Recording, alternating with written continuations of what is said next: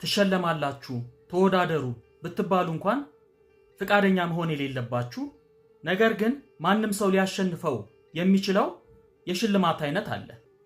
ስለ ዳርዊን አዋርድ ልንገራችሁ። ይህ ሽልማት እንዳታደርጉ የተባሉትን ላደረጉና ሕይወታቸውን በማይረባ መንገድ በገዛ ፍቃዳቸው እንዲያልፍ ላደረጉ ሰዎች ከሞቱ በኋላ የሚሰጥ የሽልማት አይነት ነው።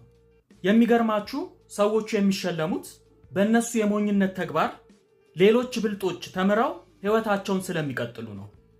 ለሽልማቱ እጩ የሚያደርገው የሰዎቹ አሟሟትና ለሞት የዳረጋቸው ሁኔታ በጣም በሞኝነት የተሞላ ያልተለመዱ የግዴለሽ ውሳኔዎች የታየበት መሆን ይጠበቅበታል።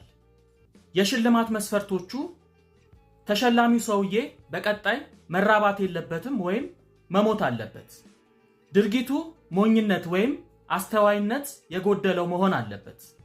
ተሸላሚው ሰውዬ በጥፋቱ ተጠያቂ መሆን አለበት። ክስተቱ የእውነት መሆኑን መረጋገጥ አለበት።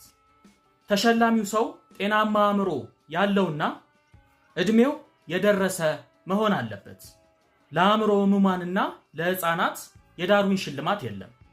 ለምሳሌ በታሪክ ለሽልማት ከበቁት ውስጥ የሰራውን ፓራሹት ለመሞከር ሲል ከኤፍል ታወር ላይ ተፈትፍጦ የሞተ፣ ለሰዎች የሰራውን መስታወት ጥንካሬ ለማሳየት ሲል ተንደርድሮ በመቅጨቱ ከ24ኛ ፎቅ ላይ ተፈትፍጦ የሞተ፣ ታዳሚዎቹን ለማዝናናት ሲል ኮብራ እባብ ለመሳም የሞከረና ተነድፎ የሞተ፣ በሚምዘገዘግ ባቡር ሰልፊ ፎቶ ለመነሳት የሞከሩ ሰዎች በባቡሩ ተገጭተው የሞቱ ሰዎችና ሌሎች ብዙ አስገራሚ የዳርዊን ሽልማት ያገኙ ሰዎች ይገኙበታል።